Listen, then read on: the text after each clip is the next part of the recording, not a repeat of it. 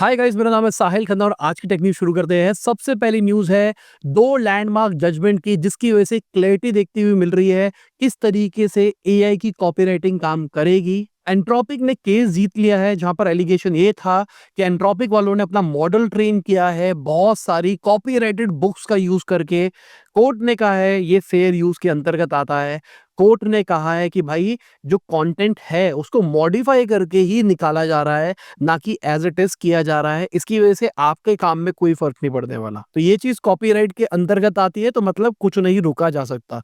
ये बहुत बड़ी चीज है। इसी के बाद में फेसबुक की खबर निकल के आई, जहां पर मेटा ने भी कॉपीराइट बुक्स के ऊपर एक केस जीत लिया। अब इसका मतलब समझ रहे हो आप क्या है? इसका मतलब ये है, अब लार्ज लैंग्वेज मॉडल ट्रेन हो गए खुलेआम कॉपीराइटेड कंटेंट्स के ऊपर। लोगों के पेड कोर्सेज भी उठाए जा सकते हैं, उससे मॉडल ट्रेन किया जा सकता है, बुक्स लाई जा सकती है, या जितना भी इंटरनेट पे कंटेंट है सबको यूज किया जा सकता है लीगल तरीके से। अभी तक जो क्लैरिटी नहीं थी कि भाई किस तरीके से कॉपीराइटिंग काम करेगी एआई की दुनिया के अंदर, वो एक क्लियर होती हुई दिखाई दे रही है। तो मेरे हिसाब से लैंडमार्क जजमेंट है। अभी सिर्फ ये बुक्स के लिए है। लेट्स सी कैरेक्टर्स और इमेज को किस तरीके से ट्रीट किया जाएगा, क्योंकि आज के टाइम पे एआई मॉडल जनरेट कर रहे हैं मिकी माउस या फिर बड़े बड़े कॉपीराइटेड कैरेक्टर्स।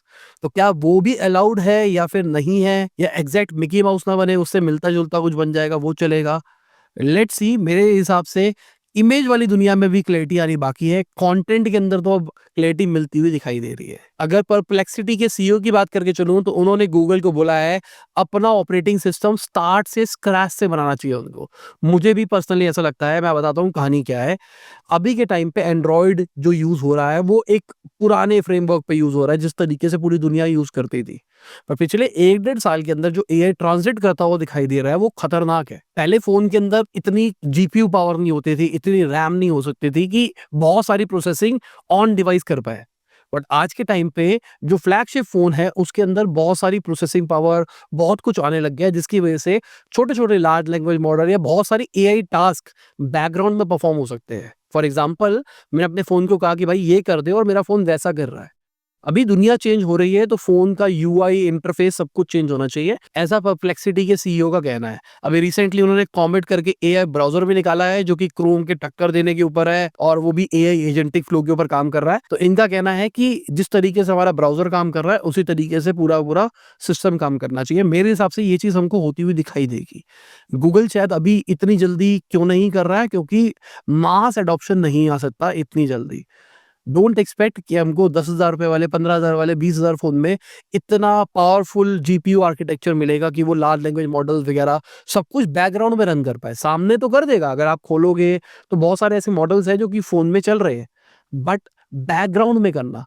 मैं गेम खेल रहा हूँ, बैकग्राउंड में कुछ टास्क परफॉर्म होना, मैं कुछ और काम कर रहा हूँ, बैकग्राउंड में कुछ होना। तो मैंने पहले भी बोला था, मुझे ऐसा लगता है कि हम फोन के अंदर एडिशनल चिप्स देखते हुए दिखाई देंगे। अभी तक हमने दो चीजें सुनी है कि एक रैम है और एक नया प्रोसेसर होता है, प्रोसेसर में इतने ये होते हैं, इतने ये होते हैं। अब मेरे हिसाब से जैसे कंप्यूटर के अंदर जीपीयू होता है, वैसे यहाँ पर भी टीपीयू, एआई कोर इंजन या इस टाइप की कुछ चीजें आएगी, जो कि अलग से डेडिकेटेड रखा जाएगा, जिसका टास्क होगा बैकग्राउंड वगैरह परफॉर्म करना। जिस तरीके से सिक्योरिटी चिप्स निकालते, एप्पल के अंदर भी खुद की सिक्योरिटी चिप है, गूगल पिक्सल के अंदर भी है। तो यहाँ पर क्या होता है, एक अलग से चिप दे रखी है जो कि सिक्योरिटी के सारे कामों को हैंडल करती है। जैसे इमेज प्रोसेसिंग की अलग से यूनिट है, अगर आप फोटो खींचते हैं तो इमेज प्रोसेसिंग अलग प्रोसेसर के पार्ट के अंदर जाती है, मतलब अलग चिप के ऊपर काम होती है। वैसे ही एआई टास्क अलग तरीके से काम करते हुए दिखाई देंगे, ऐसा मुझे लगता है। और बहुत जल्दी हम ये दे सकते हैं, क्योंकि अभी सॉफ्टवेयर भी उसी डायरेक्शन में जा रहा है और हार्डवेयर भी उस डायरेक्शन में जा रहा है, कि वो दोनों जुड़ के ना एक बहुत बढ़िया एजेंटिक फ्लो का सिस्टम कर सकते हैं। एजेंटिक मतलब मैं सिर्फ बोल रहा हूँ और काम हो रहा है। अगर किसी के पास में आईओएस है, परप्लेक्सिटी को इंस्टॉल करके एक बार यूज करके देखो, कुछ कुछ एजेंटिक टास्क वो कर पा रहा है। बेसिक बेसिक, जैसे मैं उसको एक टास्क दे रहा हूँ कि भाई ये सर्च मार, ये कर, और इसको ये मेल डिफाइन कर दे, और मेरे कैलेंडर के अंदर ये ऐड कर दे, ऐसे छोटे छोटे टास्क कर रहा है। मैं कह रहा हूँ कि भाई नेक्स्ट लेवल सारी चीजें कर पाए और बहुत फास्ट कर पाए, तब ज्यादा मजा आएगा, क्योंकि वो ऑन बोर्ड होगा, मतलब मेरे फोन में इंटरनली टास्क होगा। बाकी वीडियो में आगे जाने से पहले आपको याद दिलाना चाहूंगा, अपने लाइक का बटन नहीं दबाया, लाइक का बटन दबा दो, चैनल को कर दो सब्सक्राइब। मैं ऐसी टेक न्यूज लाता रहता हूँ और आपकी जिंदगी के अंदर चेंज लाता रहता हूँ। क्या हो रहा है टेक्नोलॉजी के अंदर, क्या हो रहा है एआई के अंदर, मैं आपको बताता हूँ। जो शायद कोई नहीं बताता है। तो सब्सक्राइब करो, शेयर करो और स्मार्ट बनो। अभी एक और खतरनाक न्यूज़ बाकी है एआई की दुनिया के अंदर। स्केल एआई का भाई डेटा लीक हो गया है। बहुत ही क्लाइंट सेंसिटिव डेटा निकला है। कहा जा रहा है बिजनेस इनसाइडर को 85 गूगल डॉक्स के लिंक्स मिले हैं जहां पर हजारों पेजेस है कॉन्फिडेंशियल एआई ट्रेनिंग डॉक्यूमेंट्स के, और वो सारा डेटा लीक हो गया है, कर दिया गया है, पता नहीं। अब रिसेंटली मेटा वालों ने इनको खरीदा और खरीदते ही अचानक लीक हो जाता है, क्योंकि मेटा वाले ओपन सोर्स है। मतलब ये डेटा अगर पब्लिकली अवेलेबल हो जाएगा तो मेटा को उतना बड़ा फर्क नहीं पड़ेगा। बट अगर ये वाला डेटा पब्लिकली अवेलेबल हो जाता है तो जो प्रोवाइडर्स है जिनका डेटा लीक हुआ उनको बहुत बड़ा नुकसान होने को मिल सकता है। तो एआई की दुनिया के अंदर ये बहुत ही खतरनाक चीज हुई है, एक स्केरी चीज हुई है कि किसी का बिजनेस की सबसे कोर वैल्यू जो थी वो मार्केट में फ्रीली अवेलेबल हो गई। अभी तक हम सुनते हैं ना डेटा ब्रीच हुआ जहां पर लोगों के कस्टमर के डेटा नंबर वगैरह लीक हो गए, उससे भी बड़ी चीज है। आप ये मान के चलो आपके अकाउंट का पासवर्ड, आपका कार्ड, आपका ओटीपी सब कुछ इकट्ठा लीक हो गया। ये उस लेवल की चीज हुई है। अगर हम एलोन मस्क की बात करके चले तो ग्रॉक का जो नया वर्जन आने वाला है 3.5 या फिर 4 जो भी उसका नाम रखा जाएगा, एलोन मस्क का कहना है कि वो पूरे ह्यूमन नॉलेज को, जितना भी एंटायर नॉलेज है उसको रीराइट करने का प्लान कर रहे हैं। ये जो इनका मॉडल है ट्रूथ जीपीटी, उसी के ऊपर इसको बिल्ड किया जाएगा। मतलब ऑनेस्ट रहेगा कि मतलब मैं क्या सोचता हूँ इंडिया के अंदर, कनाडा के अंदर कोई क्या सोच रहा है, यूएस के अंदर क्या सोच रहा है, ऑस्ट्रेलिया के अंदर क्या सोच रहा है, या अफ्रीका के अंदर क्या सोच रहा है, सबके ओपिनियंस को निकाल दिया जाएगा। प्योर डेटा देखने को मिलेगा कि भाई क्या एक्चुअली हो रहा है, क्या एक्चुअली हुआ था। मजा पता क्या है, ये पूरा पूरा जो डेटा बैंक के निकाले ना उसको पब्लिकली अवेलेबल कर दे, ओपन सोर्स कर दे। फिर देखो चाइना वाले क्या तबाही मचाते हैं। और मैं ऐसा क्यों कह रहा हूँ आगे न्यूज में बताऊंगा कि क्यों कह रहा हूँ। बाकी ग्रॉक के अंदर जल्दी ही हमको स्प्रेडशीट एडिट करने का ऑप्शन आ सकता है। अभी तक ये स्प्रेडशीट वाली डॉक्स वाला जो एडवांटेज थी वो गूगल के पास ही थी, क्योंकि गूगल के पास ही खुद के शीट्स है, गूगल डॉक्स है, जहां से वो एआई लिंक करके बहुत सारे काम कर पाता था। फिर उसके बाद में माइक्रोसॉफ्ट आता है, क्योंकि माइक्रोसॉफ्ट के पास में पूरा एक्सेल पावर पॉइंट वाला इकोसिस्टम था, वो उसके अंदर इंटीग्रेट कर देता है। तो कहीं एक लेवल अप और दिखाई देता है जहाँ पे ऑफलाइन भी बहुत सारी चीजें हो पाएगी। अब ओपन एआई वाले और एक्स एआई वाले मतलब ग्रॉक वाले थोड़े से पीछे रह रहे थे इन डेटा प्रोसेसिंग के अंदर, तो अब ये दोनों फीचर्स ला सकते हैं। ग्रॉक ने अनाउंस कर दिया है और कहा जा रहा है कि हमको ओपन एआई मतलब चैट जीपीटी भी Google Docs, Microsoft Word type के फीचर लाता हुआ दिखाई देगा। अगली खबर मेटा की है, तो सक्सेसफुली उन्होंने ओपन एआई के मेंबर्स को पोच कर लिया है। रिसेंटली एक पॉडकास्ट के अंदर सैम ऑल्टमैन ने बोला था कि भाई $100 मिलियन तक ऑफर करे जा रहे हैं हमारे एम्प्लॉयज को पोच करने के लिए।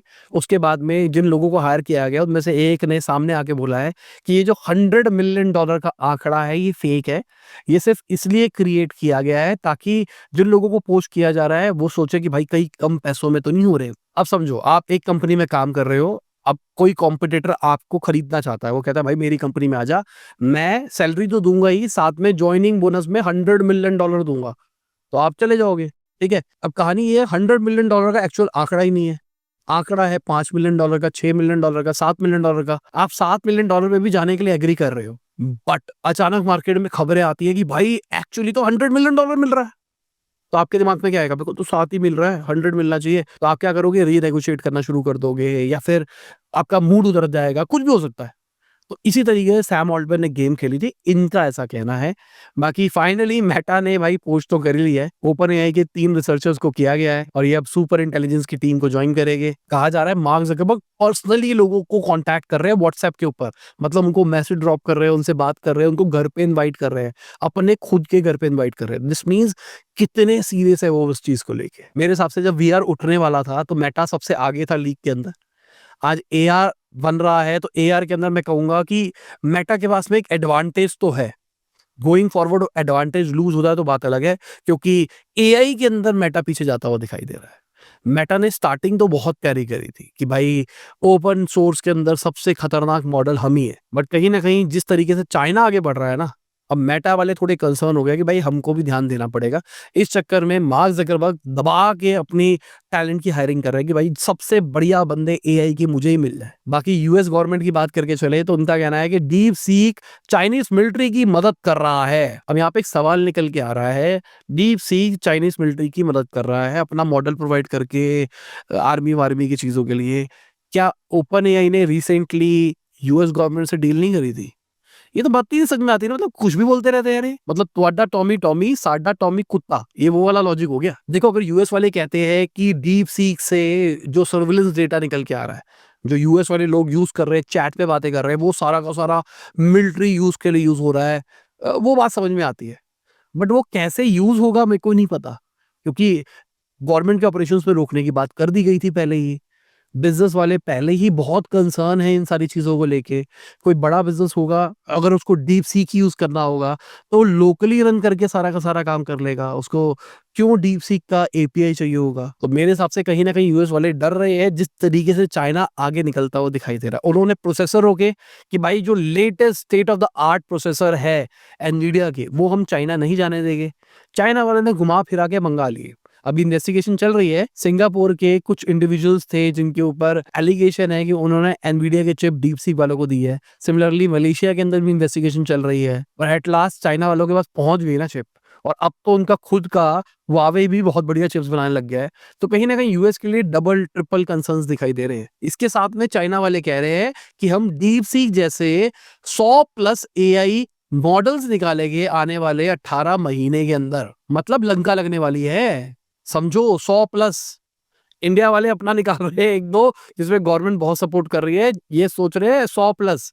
और एडवांटेज क्या है देखो, स्टार्टिंग में बहुत सारे लोगों ने यही बनाया, डीप सीक जब निकाला गया तो डीप सीक सबसे सीख के आगे बढ़ा। अभी रिसेंटली मिमिक्स आया जिसको कहा जा रहा है $500 मिलियन के अंदर इसको ट्रेन कर दिया गया, मतलब 4-4.5 हज़ार करोड़ के अंदर इसको ट्रेन कर दिया गया, जो कि बहुत ही कॉस्ट कटिंग थी और कहा जा रहा है बहुत ही फास्ट है। अब क्या पता आने वाले टाइम के अंदर 10 मिलियन 5 मिलियन के अंदर भी मॉडल्स ट्रेन होने लग जाए, जो कि state of the art types हो, लोकली रन हो सके। और समझो $5 मिलियन के अंदर कोई हो रहा है तो बहुत कम डेटा सेट के ऊपर हो रहा है। कम डेटा सेट तो मतलब कम प्रोसेसिंग पावर, मतलब बहुत ही कम लोड के अंदर चल सकता है। मतलब हमारे फ़ोन के अंदर एक एपीके आएगी, इंस्टॉल करो, काम कर लो। विंडोज़ के अंदर ईएक्सई और मैक के अंदर डीएमजी फाइल आएगी, बस इंस्टॉल करो और एआई आपके कंप्यूटर में मज़े से चल रहा है। और हो सकता है बहुत जल्दी, अगर ओपन सोर्स करके ऐसे सॉफ्टवेयर्स निकाल दिए चाइना वालों ने, तो क्या होगा? इतनी सारी कंपनीज़ अपना बिल्ड कर रही है सिस्टम बहुत सारी चीज़ों के ऊपर। चाइना वाले तबाही कर देंगे क्योंकि वो लोकली भी चलेगा, तो सिक्योरिटी कंसर्न्स भी नहीं आएँगे। अब कहा जा रहा है जो इनके मॉडल्स आ रहे हैं वो मल्टी लैंग्वेज सपोर्ट भी करने लग गए। पहले खाली मैंड्रिन मतलब चाइनीज़ लैंग्वेज जो है और इंग्लिश ही काम कर रही थी।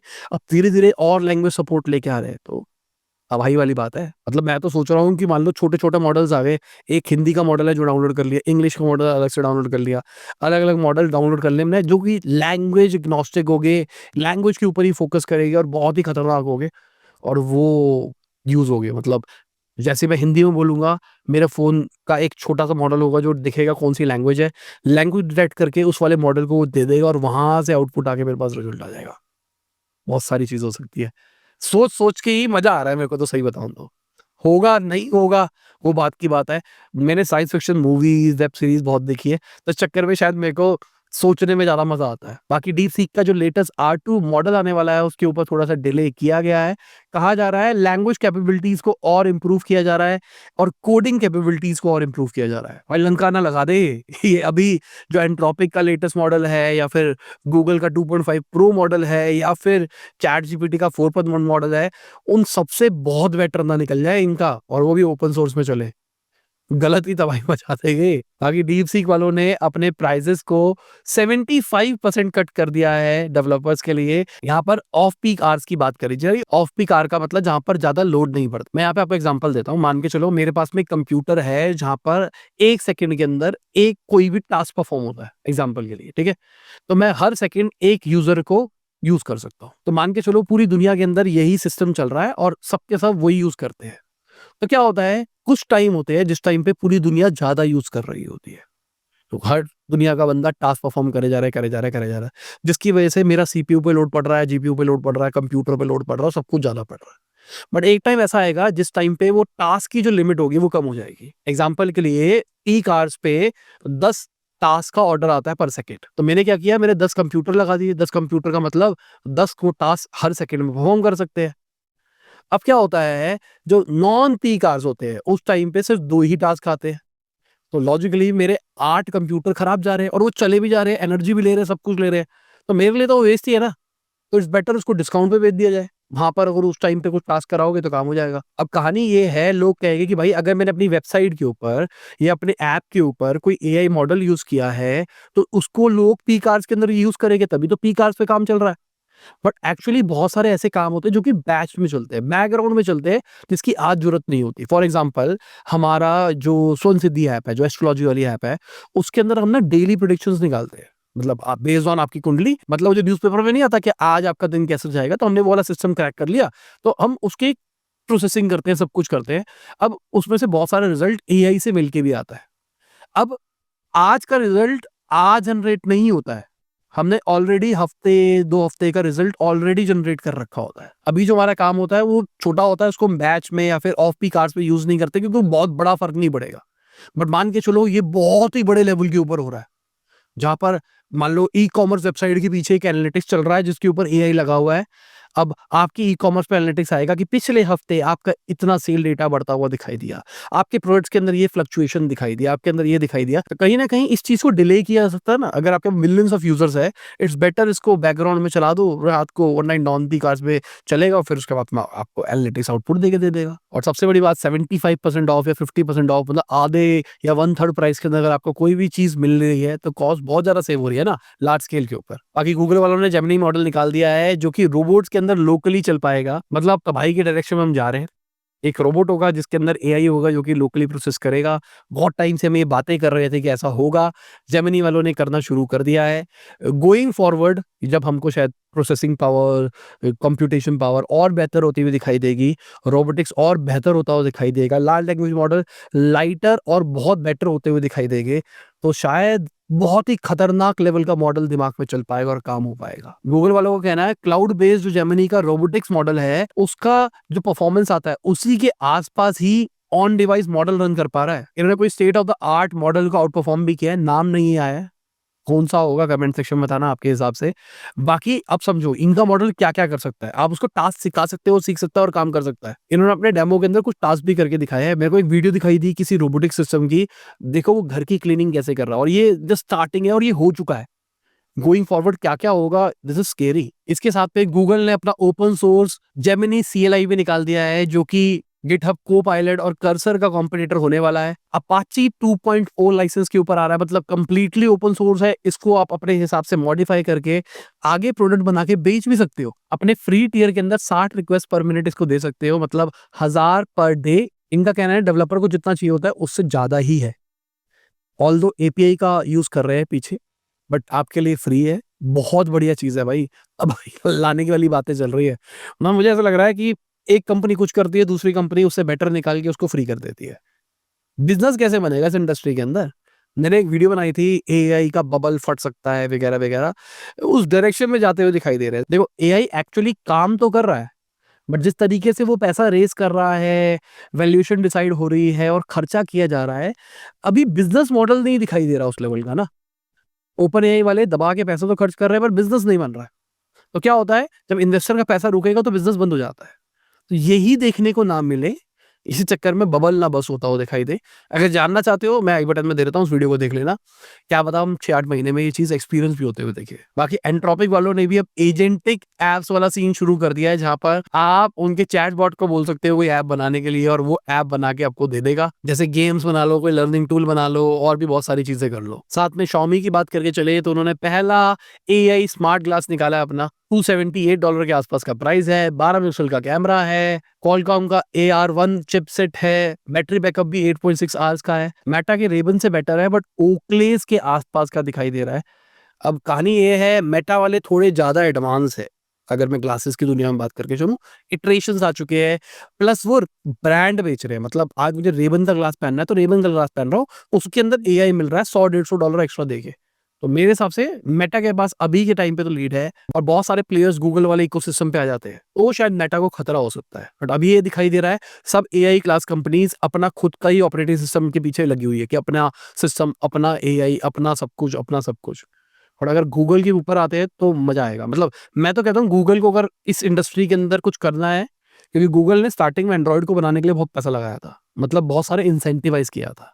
इसी तरीके से गूगल वालों को कुछ करना है ना, तो जेमिनी का प्रो जो खतरनाक वाला मॉडल है वो अपने ग्लासेस के साथ में फ्री देना शुरू कर दे 2 साल के लिए, 3 साल के लिए, कुछ नहीं होगा, कोई फ़र्क नहीं पड़ेगा बहुत बड़ा। अभी रिसेंटली जो उन्होंने प्लान निकाला जो अपने सबसे बेस्ट वाले मॉडल का, उसका $199 अ ईयर टाइप्स निकाला है। 3 साल का मतलब $600 हो गया।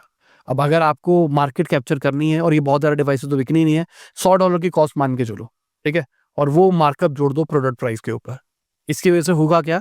आपको जेमिनी मिलेगा, इंटरनेट पे बात करेगा, बहुत सारा काम करेगा, लोकली प्रोसेस करेगा, तो कहीं न कहीं जेमिनी बेटर दिखाई देगा बाकी सबसे। और अगर सबके सब यूज़ करने लग जाएँगे, तो फोमो भी क्रिएट हो जाएगा कि भाई ये वाला बेटर है, वो वाला उतना बेटर नहीं है। हो सकता है कल को स्क्रीन्स आए, स्क्रीन पे कंटेंट प्ले हो तो उसके अंदर ऐप्स बन सकती है, ऐप्स के ऊपर कुछ काम हो सकता है, तो गूगल को वहाँ से बहुत बड़ा बिज़नेस बन सकता है। बाकी ये मेरा ओपिनियन है, लेट्स सी गूगल क्या करता है।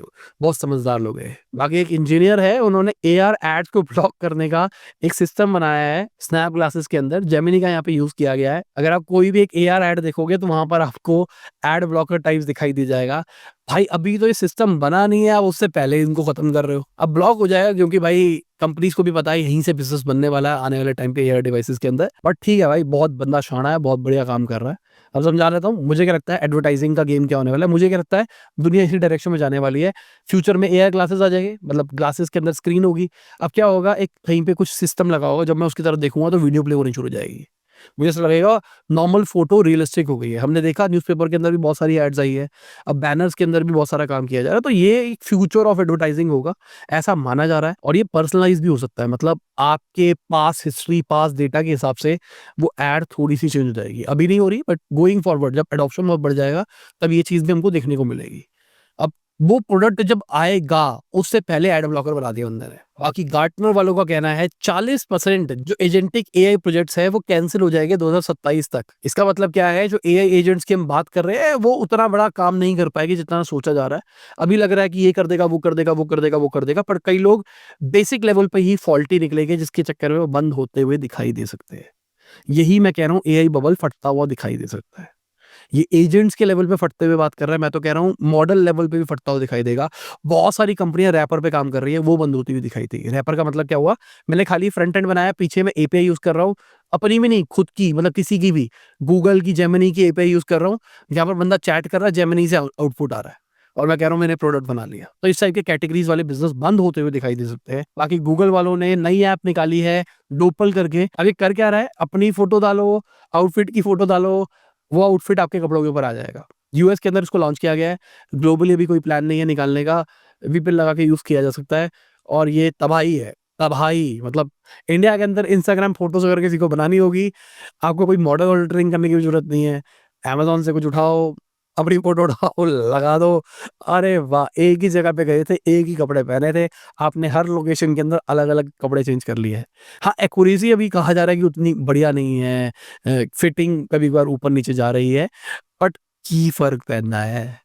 काम तो हो जाएगा बहुत सारे लोगों का, शायद तभी इंडिया के अंदर इसको लॉन्च नहीं किया जा रहा। इन्होंने गूगल शॉपिंग के अंदर वर्चुअल ट्राई ऑन का फीचर निकाला था और उसी के टाइप की इन्होंने ऐप भी बना दी है। बाकी गूगल वालों ने ऑफर वॉल करके भी एक सिस्टम निकाला है, जो कि सर्च ट्रैफिक खत्म हो रहा है उसको रिवाइव करने में मदद करेगा। जहाँ पर क्या होगा, अगर आप किसी वेबसाइट पे जाते हो तो आपको पॉपअप दिखाई देगा, आपके पास ऑप्शन होगा, आप एड्स देख सकते हो या फिर आप सब्सक्रिप्शन वगैरह ले सकते हो। क्योंकि कहीं न कहीं अब जो ब्लॉग वाली वेबसाइट्स है, उनको बिज़नेस मॉडल सोचना पड़ेगा। क्योंकि सर्च ओवरव्यूज़ आंसर दिखा रहा है। कोई अगर सर्च मारता है कुछ भी, जिसके लिए पहले वेबसाइट पे जाना पड़ता था, गूगल का ऊपर ही आंसर आ जाता है। कई लोग चैट जीपीटी से डायरेक्टली क्वेश्चन पूछते हैं, आंसर आ जाता है। और अभी जो कॉपीराइट वाला, फेयर यूज़ वाला केस होता हुआ दिखाई दिया है, उसके चक्कर में लग रहा है ये तो फेयर यूज़ के अंतर्गत ना आ जाए। अगर ये फेयर यूज़ के अंतर्गत आ जाएगा तो तबाही मचती हुई दिखाई दे सकती है। ऑल्दो आपका बिज़नेस कम हो रहा है इसकी वजह से, तो शायद ये फेयर यूज़ के अंतर्गत ना आए और कहीं न कहीं कोई लूप होल्स तो निकल ही सकते हैं। अगर हम विंडोज़ की बात करके चले तो उन्होंने अपनी ब्लू स्क्रीन हटा दी है फाइनली। 40 साल के बाद में ब्लू स्क्रीन हटाई गई है। हाँ, उसका थोड़ा यूआई यूए चेंज किया गया था, बट अब ब्लू स्क्रीन पूरी हटा दी गई है। अब ब्लैक स्क्रीन उसकी जगह आ रही है, जो कि मेरे हिसाब से क्लियर कट सिग्नल दे रही है कि भाई समथिंग इज़ रॉन्ग। पहले ब्लू आती थी, बहुत इरिटेट करती थी। इसी चक्कर में मैंने विंडोज़ छोड़ दिया। सदियाँ हो गई विंडोज़ यूज़ करे और आज यूज़ नहीं होता। मैक में ब्लू स्क्रीन वाला कांड नहीं है। मैक ज़्यादा रिलायबल है मेरे हिसाब से। जो मैक यूज़र है कमेंट सेक्शन में बताना आपको क्या लगता है। बाकी साइंटिस्ट ने 2 मेल चूहों का डीएनए लिया और उससे एक और चूहा बना दिया। मतलब यहाँ पर फीमेल की ज़रूरत ही नहीं पड़ी। बहुत बड़ी चीज़ है भाई, बहुत बड़ी चीज़ है। मतलब नॉर्मली अगर मैं ह्यूमन बॉडी की बात करके चलूँ, मुझे चूहों का तो पता नहीं है। फीमेल के पास में एग्स होते हैं, मेल के पास में स्पर्म्स होते हैं, दोनों के दोनों साथ में जुड़ते हैं। उसके बाद में वो चीज़ फीमेल की बॉडी में चिपकती है, उसके बाद में बच्चा बनना शुरू होता है। अब यहाँ पे 2 मेल डीएनए लिए गए हैं, भाई जो सेम सेक्स मैरिजेज़ हो रही है, ये तो उनके लिए बहुत बढ़िया चीज़ होती है, मतलब अपने खुद के बच्चे पैदा कर सको। अगर ये ह्यूमन के अंदर आता है, क्योंकि ह्यूमन डीएनए वाली चीज़ों के ऊपर अभी बहुत सारी रिस्ट्रिक्शंस हैं। अगर मैं यूके साइंटिस्ट की बात करके चलूँ, तो उन्होंने एक प्रोजेक्ट शुरू किया है जो कि आर्टिफिशियल ह्यूमन डीएनए बनाने में मदद करेगा, जो कि बहुत ज़्यादा कंसर्निंग है। अब यहाँ पे होगा क्या, मैं आपको कहानी समझाता हूँ। भेदभाव बहुत बढ़ना शुरू हो जाएगा। भेदभाव का मतलब क्या हुआ? मेरे को गोरा लड़का चाहिए, मेरे को नीली आँखों वाला लड़का चाहिए, मेरे को गोराले बालों वाला लड़का चाहिए, मेरे को इतनी हाइट वाला लड़का चाहिए, मेरे को लड़का ही चाहिए, लड़की नहीं चाहिए। मेरे को ऐसे जेनेटिक्स चाहिए, मेरे को ये चाहिए। तो क्या होगा, इसकी वजह से एक डेफिनेशन बन जाएगी व्हाट इज़ बेस्ट, और सब लोग उस बेस्ट की डेफिनेशन के पीछे भागेंगे। अभी हम कहते हैं ना, सब कुछ इज़ नॉर्मल, सब कुछ इज़ गुड। बट इसकी वजह से क्या होगा, एक बेस्ट की डेफिनेशन बन जाएगी और लोग उस तरफ भागना शुरू कर देंगे। ये एक कंसर्न है। बाकी अलीबाबा वालों ने भी एक एआई निकाला है जो कि स्टमक कैंसर को अर्ली स्टेजेस के अंदर डिटेक्ट करके दे सकता है। इन्होंने रेडियोलॉजिस्ट को आउट परफॉर्म किया है। अगर सेंसिटिविटी की बात करके चले तो 21.8% से, और स्पेसिफिसिटी की बात करके चले तो 14% से। तो भाई कहीं ना कहीं एआई की वजह से सबका भला होता हुआ दिखाई दे रहा है। बट अगर सब कुछ एआई कर देगा तो इंसान क्या करेगा, ये एक बहुत बड़ा क्वेश्चन है। तो इसी के साथ में हमारी आज की ये टेक न्यूज़ खत्म होती है। उम्मीद करता हूँ आपको मजा आया होगा। लाइक कर देना, शेयर कर देना, कमेंट बताना वीडियो कैसी लगी। बाय, गुड नाइट, शब, खुदा हाफिज़, गुड मॉर्निंग, गुड आफ्टरनून, जब भी आप वीडियो देख रहे हैं। जय हिंद, वंदे मातरम, दुआ में याद रखना।